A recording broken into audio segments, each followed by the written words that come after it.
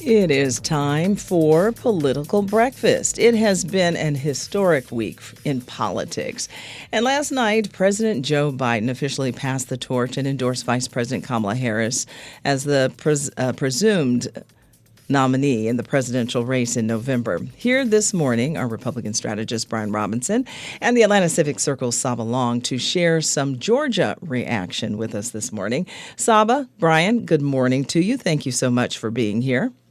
Good morning. Good morning. Saba, you first. What was your reaction to President Biden's, some call it a farewell speech last night? What was your reaction?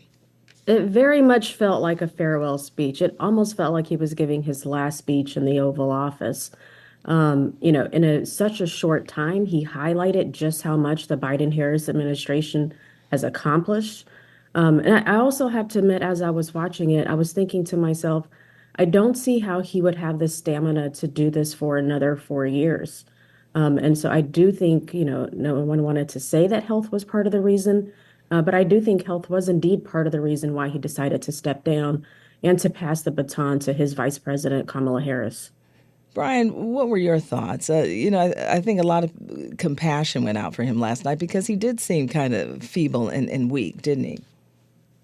Well, I think all Americans saw that front and center during the debate. And after the debate, there was just simply no pathway to victory for him. It was a glide path for former President Trump. And it took 3 weeks for that part of it to really settle in for President Biden and his family. I'm not convinced that he agrees with the rest of Americans, and it is the overwhelming majority of Americans, that he doesn't have the health condition that he needs to serve 4 more years. You're seeing in Republican messaging over this week that he probably can't do it for the next 6 months. Now, no need to have a debate about that at this juncture. He's going to serve out his time. But he struck the right tone. He did a good job. And look, I don't think Joe Biden should have been running to begin with. But I also think that he is a man who loves his country and loves his family and wants to do the right thing. And I want to step back, even as a Republican, and say he put his country above himself in this instance. Saba, getting on TV last night, was that the right thing? He made the announcement via social media on Sunday. Was getting on TV the right thing to do? And did that bolster the Harris mission at this point? Yeah, I think so. I think he had to. I mean, the Twitter conspiracies were completely wild from the time that the letter was sent to the time that it took the president to address the nation. So I think people had to see him, had to hear him directly, and to hear directly from him why he decided to pass the baton, why he decided to transcend partisanship, and put the country first, and show his respect for democracy. To Brian's point, I think he struck the right tone.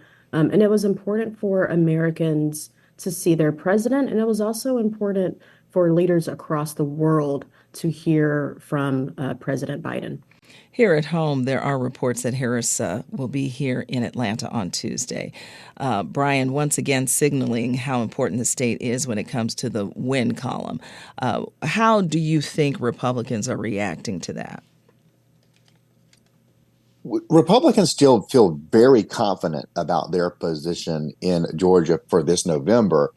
I don't believe that this does a huge reset for the Democrats. The Republican lead here has been fairly significant, consistently outside of the margin of error for the last year.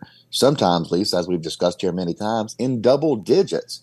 What I keep hearing from Democrats is this will rally Black voters, particularly Black women voters. My pushback there is Black women voters never abandoned Joe Biden.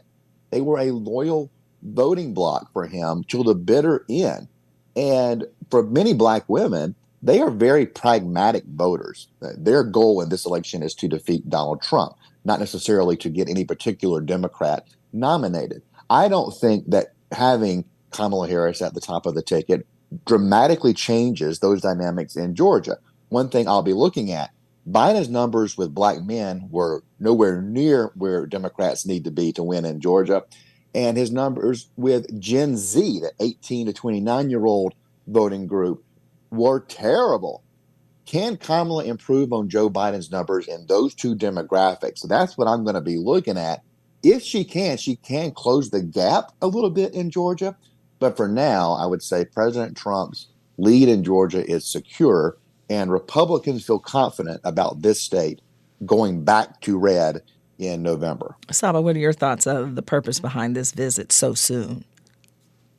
Georgia is a state for Kamala to win. I think if you talk to Democratic establishment, Democratic leaders, they think that Georgia is back in play. Another thing I thought was interesting that the former lieutenant governor, who is a Republican, Jeff Duncan, who has consistently been a never-Trumper, did come out and endorse Kamala Harris as president. So that shows for a faction of Georgians, and there is that, folks who, maybe did not vote for Herschel Walker, those types of voters might see Kamala Harris as a real option that maybe they did not see in Biden before. I'm really curious to see what the never-Trumper wing of the Republican Party does, not only in Georgia, but across the state, or across the country.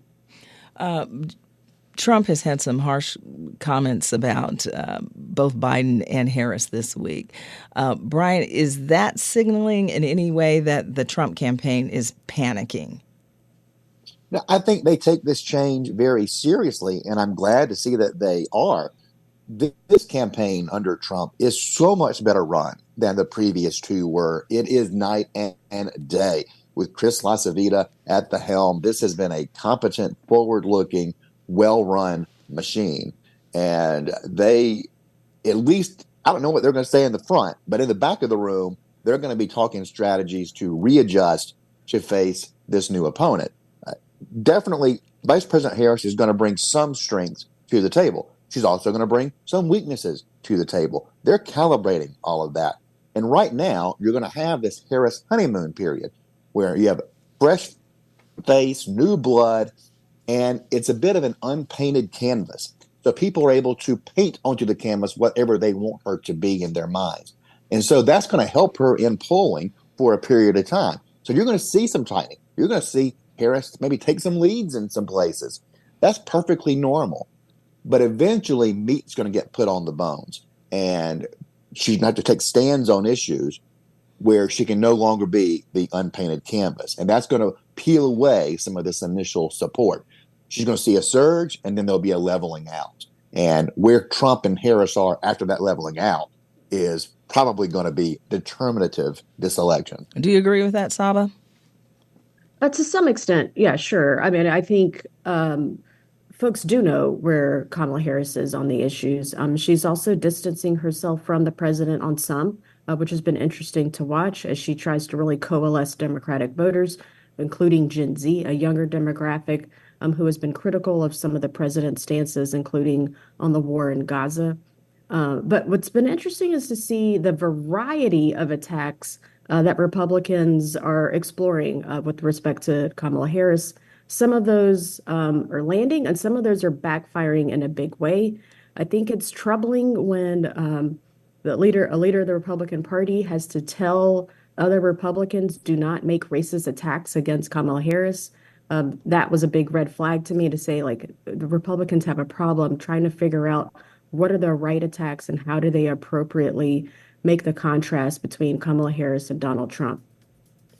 Saba Long, Brian Robinson, thank you so much for stopping by and giving us your perspective. Again, very, very fluid political landscape right now, and we always appreciate you stopping by and giving us your thoughts. Y'all have a great day. Great to be here. Amplifying Atlanta, this is listener-funded WABE.